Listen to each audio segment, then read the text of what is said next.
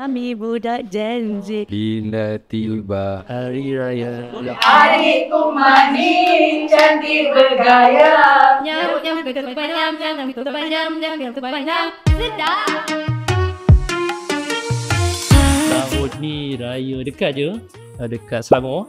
Kita berombak, lepas tu Selah Tinggi. sebab benam kot. Tahun ni mestilah kita tim raya Perak pun.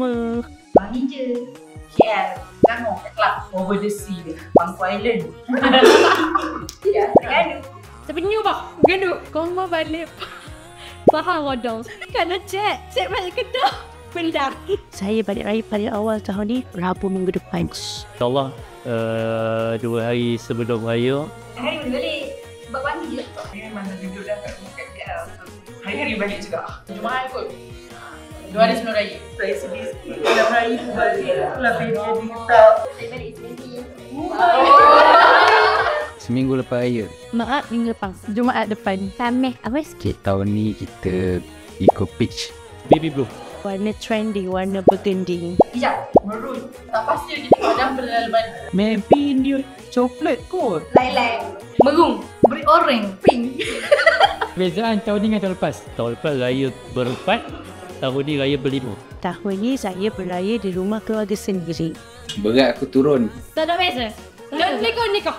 Nikah kita orang. Sama belaka. Bila saya single. Saya tak kahwin-kahwin lagi. Tahun ni raya bandar, tahun lepas raya kampung. Sama je macam tahun lepas, tapi alhamdulillah 10 dah tahun. Mak ayah masih ada lagi, keluarga masih ada lagi. So, alhamdulillah. Saya makin tua.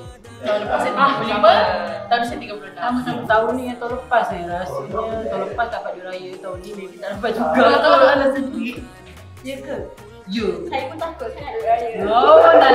Kamu biasa tahun lepas? Sama lah, tahun lepas tak boleh raya. Tahun ni bukan tahun lepas kita tahun ni tak single. Mana nak tahu. Nak satu. Masa raya saya paling suka sate sebab dia slow. Kita boleh makan bila-bila masa kita nak. Rendang. Lemang. Ketupat. Lontong. Sate, lepas tu nasi pit, kacap. Itu favourite lah tu. Sebab balas dengan ayam. Sate makan kicap. Kuah lodeh dengan ayam masak kicap. Ketupat dengan rendang ayam lah. Minyak dengan lontong. Saya mewakili keluarga Islamic Relief Malaysia ingin mengucapkan Selamat Hari Raya Aidilfitri, maaf zahir dan batin.